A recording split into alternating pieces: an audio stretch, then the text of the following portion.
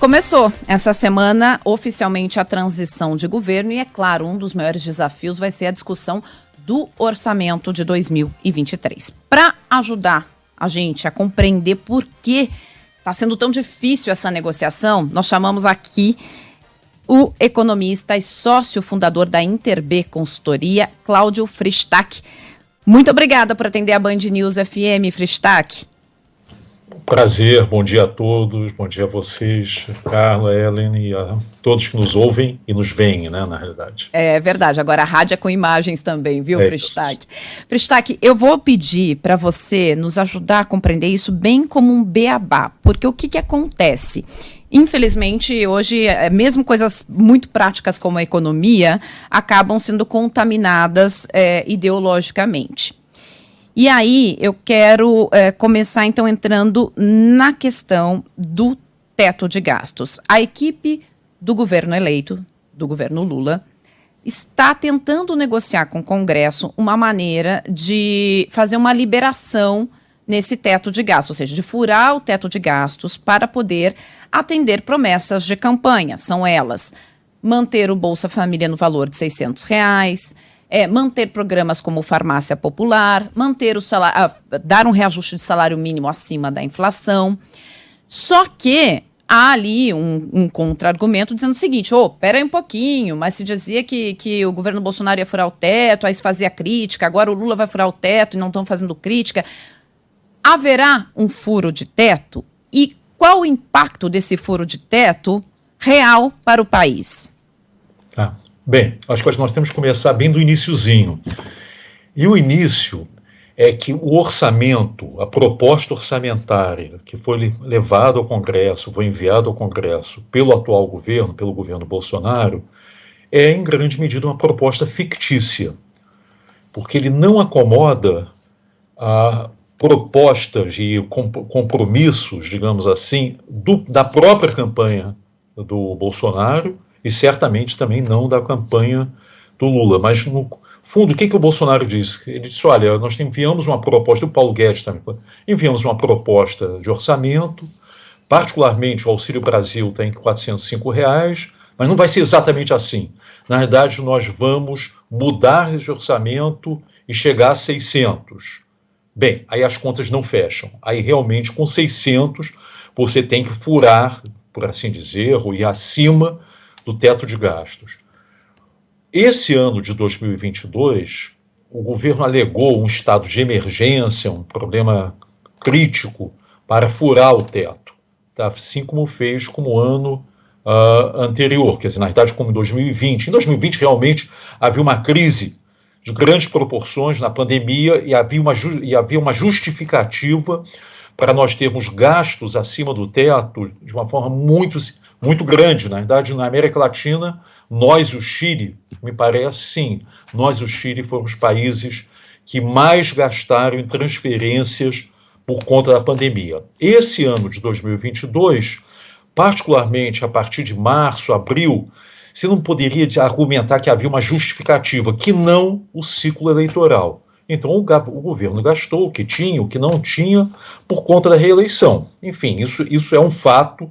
Nós já estamos em novembro, a eleição já acabou, mas o fato é que esse ano também se furou o teto de gastos por conta desse estado de emergência, etc. O ano que vem já não se pode argumentar o estado de emergência. Você não pode dizer que a economia está num estado emergencial.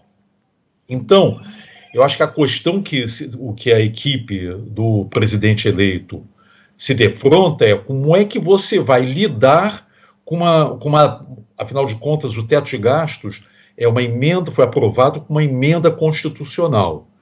Então, como é que você pode contornar o teto? Você pode apelar para a questão da emergência. Não dá. Você pode dizer, não, são compromissos inarredáveis da campanha, particularmente ampliar para R$600 o Auxílio Brasil, que possivelmente vai passar a ser, de novo, Bolsa Família. Há um compromisso que eu acredito também que é inarredável, de R$150 por criança. Então, esses dois compromissos vão ter que ser acomodados. A única maneira de fazer isso é ou uma nova PEC, né, uma nova proposta de emenda constitucional que acomode esses gastos daqui para frente, ou o que eu acho que faria mais sentido é fazer uma coisa transitória apenas para o ano que vem e repensar a estrutura, digamos assim, das contas públicas, a natureza dos gastos e as prioridades. Então, se você, em certa medida, essa é a discussão. Ou vamos para uma PEC, só que a PEC necessita de muito apoio do Congresso, e aqui, no final de contas, vai acabar com a necessidade de apoio do Centrão, não é? Com todos os custos que isso implica. Ou então você faz algo um pouco mais transitório, pode ser uma medida provisória, pode ser gastos extraordinários com apoio, no caso, com permissão do Tribunal de Contas da União, e diz o seguinte: olha, ano que vem, 2023, nós vamos repensar a estrutura de gastos públicos, nós temos que repriorizar os gastos públicos, nós temos que dizer o seguinte: bem, o que é fundamental para o país? Fundamental para o país são, impulsionar a produtividade. Ok, então o que nós temos que fazer para impulsionar a produtividade? 2, reduzir a desigualdade. Sim, e garantir a sustentabilidade. Mas isso daí deveria ser feito nessa discussão, uma discussão entre a sociedade, governo, no ano de 2023, e não, na minha perspectiva pelo menos, enfim, ampliar os gastos públicos de uma forma desmesurada daqui para frente todo sempre. Isso por quê? Porque você vai ter custos econômicos, sim, muito grandes se você fizer isso.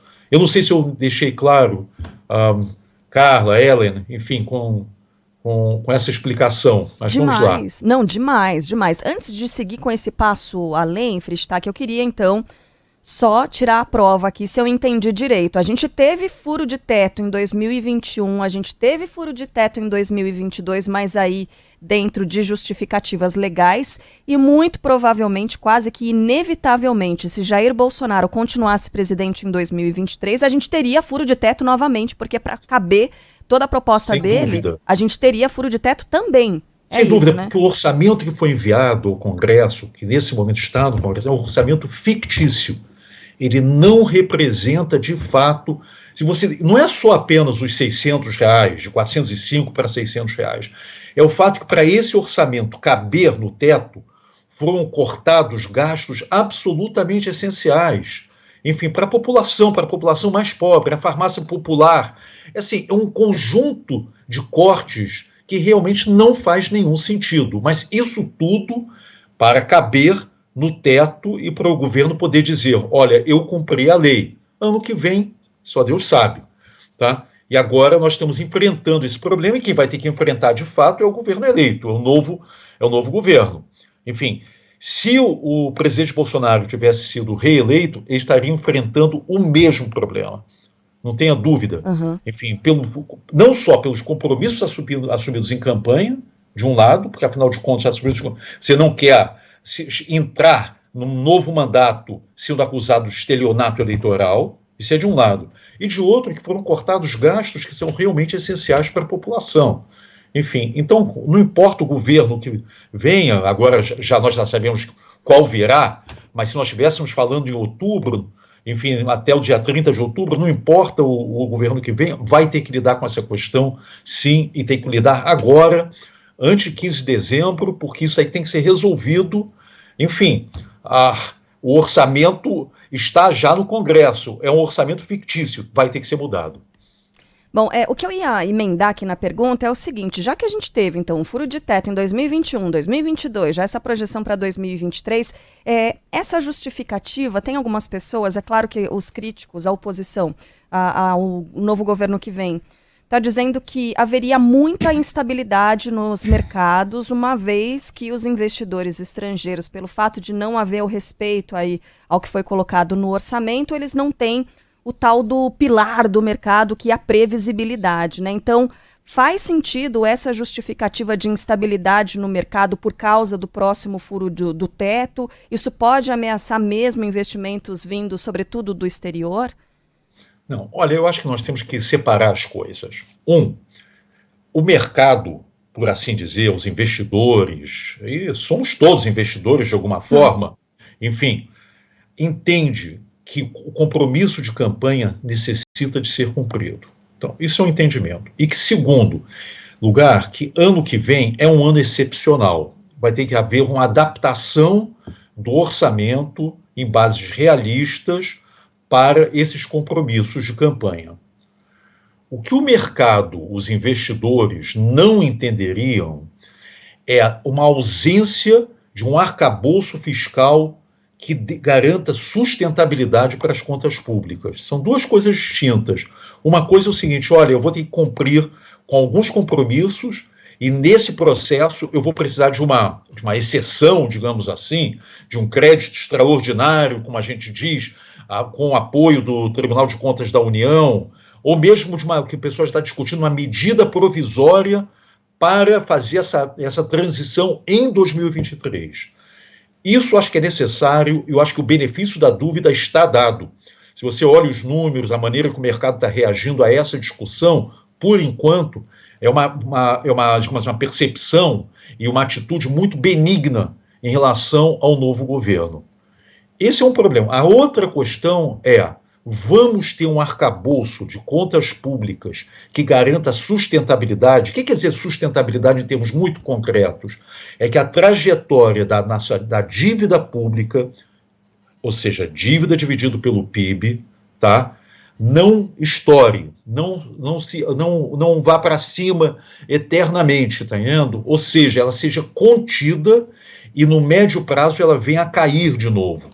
Isso é sustentabilidade das contas públicas e garantir que o nosso endividamento, o endividamento do país, enfim, conosco, na realidade, com muita gente que compra título público, etc., que o governo garanta solvência, consiga pagar suas contas. Então, são coisas diferentes.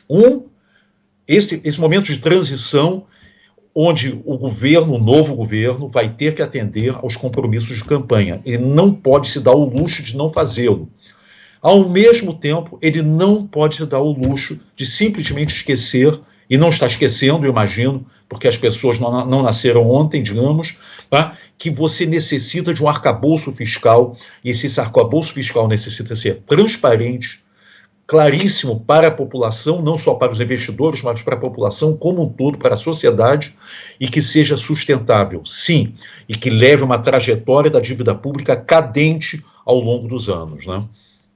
Fristac, então, para ver se eu compreendi aqui, o mercado compreende que ano que vem será um ano de exceção, serão necessárias medidas para você cumprir promessas de campanha, até para que você possa aí ter inicialmente um país minimamente estável, porém o governo vai precisar dar sinais de que está comprometido com as contas, com sanar suas contas, ou seja, o governo vai ter que dizer que está comprometido com reformas que o mercado deseja.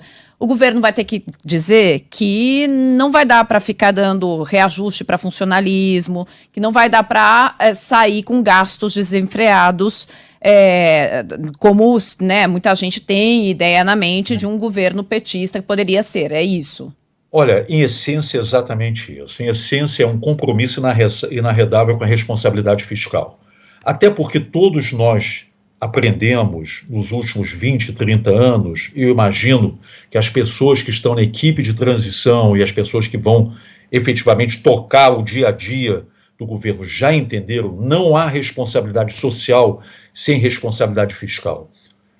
Por todos os motivos. Em primeiro lugar, se você não tem responsabilidade fiscal, os juros sobem, a taxa de câmbio se torna mais adversa, ou seja, o real se desvaloriza. Isso quer dizer que as empresas vão arrestar seus investimentos e o desemprego vai de novo subir. Então, esses preços fundamentais da macroeconomia, juros, câmbio, começam a sair fora do lugar com um ambiente de irresponsabilidade fiscal. Esse é o primeiro entendimento. O segundo entendimento é que não adianta, ninguém se dá para o governo uma licença para gastar.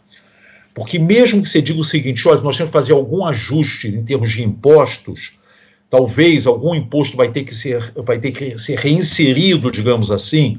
O que foi feito nesse ano, você tem um elemento de irresponsabilidade por conta do ciclo eleitoral, mas a sociedade também não dá um cheque em branco para nenhum governo, e certamente não vai dar para o próximo governo, não deu para nenhum governo, não vai dar para o próximo governo, de simplesmente, olha, nós vamos aumentar os impostos e vamos gastar mais nos próximos 4 anos. Não é exatamente assim que a banda toca. Então, sim, você tem razão.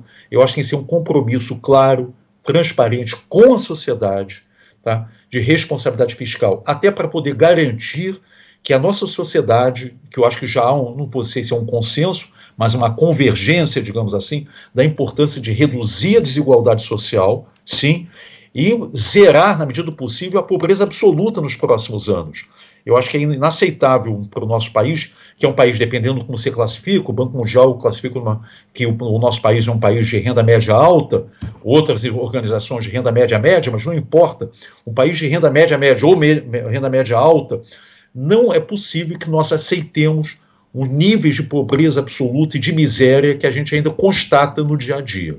Então, isso são prioridades, prioridades relevantes para o país, reduzir a desigualdade, enfim, acabar nos próximos anos com a pobreza absoluta, com a miséria.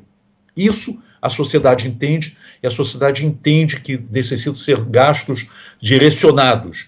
A questão é qual é o melhor desenho dos programas que vão reduzir a desigualdade e acabar com a miséria no nosso país. O Auxílio Brasil é um bom desenho? Não. Há falhas gritantes nesse desenho. O Bolsa Família era um bom desenho? Sim. O Bolsa Família era um bom desenho. Poderia ter aumentado? Sim. Eu acho que a ideia de você ter um Bolsa Família mais robusto, maior, sim, faz sentido. Um Bolsa Família muito direcionado à educação das crianças faz sentido. O Auxílio Brasil foi feito, sim, num momento de emergência, etc., mas não está bem desenhado, e eu acho que é isso que o 2023 necessita fazer, é o redesenho das políticas públicas voltadas para a redução da desigualdade e para terminar, de uma vez por todas, com essa chaga, que é a pobreza absoluta, que é a miséria que nós nos confrontamos no dia a dia. Né? É a nossa luta, é a luta de todos, né, Fristac, com certeza. Bom, a gente conversou com um economista, sócio fundador da Interb Consultoria Internacional, Cláudio Fristac. Ô, Cláudio, só uma última, vai parecer um gracejo, mas na verdade não é. Sabe que na nossa audiência também faz parte um grupo grande de crianças, de adolescentes que têm ouvido cada coisa por aí. Como a gente está falando, assim, em termos mais técnicos, né, só para facilitar a linguagem para esse pessoalzinho que está ligado na rádio agora de manhã. O Brasil vai virar uma Venezuela, vai todo mundo falir e a gente vai ter que comer carne de cachorro em 2023? Não, né? Não, eu acho que isso aí, sinceramente, é parte do fake news, é parte dessas notícias que sem pé nem cabeça, que se divulgam, porque se você diz, mas a Venezuela foi isso e aquilo, a Venezuela é um caso completamente, na minha perspectiva, fora da curva. O tal do chavismo, é um populismo. Eu acho que a pior coisa para o nosso país é o populismo. Não importa se é de direita, se é de esquerda. O chavismo é um populismo de esquerda, entre aspas, porque você nem consegue classificar mais essas coisas. Eu acho que isso no Brasil não vai virar nenhuma Venezuela. Sinceramente, com todo respeito à Argentina, também não vai virar uma Argentina. Sabe? Eu acho que existem exemplos de países que a gente chama de sociais-democratas, países que simultaneamente conseguiram estimular o crescimento e, ao mesmo tempo, reduzir a desigualdade. Eu acho que é isso que nós temos que fazer. Então, de novo, me desculpe se eu me repito, acho que nós temos alguns desafios com o país, não é para os próximos 4 anos, é para as próximas décadas. Nós temos que impulsionar a produtividade, que é muito baixa ainda no nosso país. Sem produtividade, em última análise, não há crescimento. Nós temos que reduzir a desigualdade, que também com níveis elevados de desigualdade, também o crescimento ser colocado em xeque. E nós temos que, evidentemente, garantir a sustentabilidade, porque sem isso, não é destruindo a Amazônia, não é deixando o crime entrar na Amazônia, enfim, não é a gente esquecer a questão ambiental, que isso daí vai, de alguma forma, impulsionar e, enfim, estimular o progresso do país. Nós não vamos virar nenhuma Venezuela. Eu acho que, quanto aos ouvintes, eu acho que isso não está. Eu acho que nós vamos ter um governo pragmático, mais ou menos. Eu acho que depende de nós, na sociedade, pressionarmos para um governo pragmático, responsável, etc. Eu acho que as pessoas aprendem e eu acho que o pessoal que vai entrar agora no governo aprendeu algumas duras lições, né? Perfeito. Fristac, muito obrigada, viu, pela atenção conosco, com os nossos ouvintes. Ótimo fim de semana para você.